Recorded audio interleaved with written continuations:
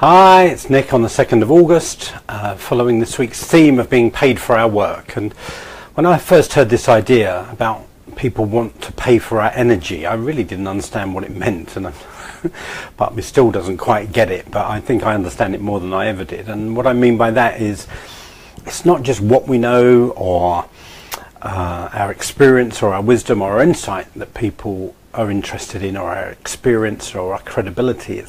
It's intangible things like energy. It's like, and energy can be anything. Energy can be how people make us feel about ourselves, how caring we are, how inspiring we are, how positive we are, how supportive we are.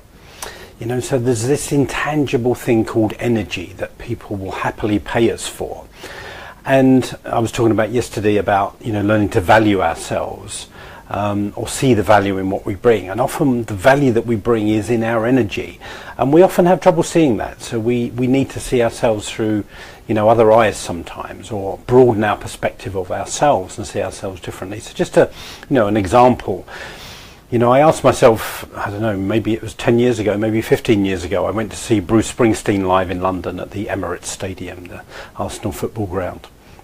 And part of me was just kind of curious. It's like, I've got most of his albums on my iPod, on my iPhone. I can listen to them whenever I want. Why am I going to hear him playing all the music that I already know live? Why am I paying £100 for a ticket to do this? And of course the answer really was, there is an energy to a live concert that you don't get listening to the music on your iPod.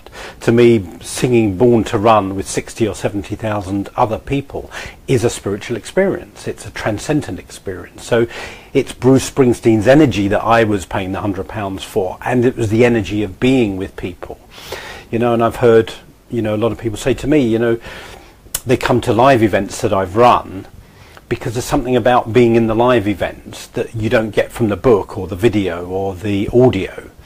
So there's something about energy, and the more that we can come to understand the energy that we possess or that we can convey to people that they want, the more likely people are to engage with us.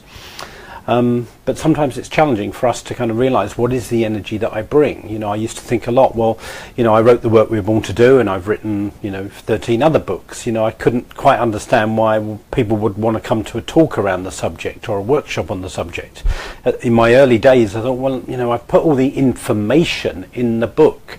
And I guess this is, part of what I'm saying here is people don't just want information, they want inspiration, they want energy, they want aliveness, they want hope, they want possibility, they want connection with each other.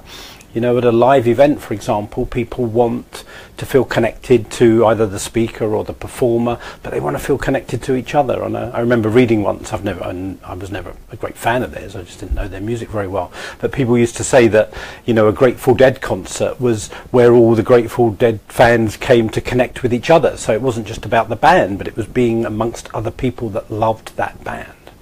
So I'm just giving you a couple of examples here about the whole idea of energy, and to think about what energies it is that you bring to what you do that people love and want to bask in and will pay you for. So have a think about that.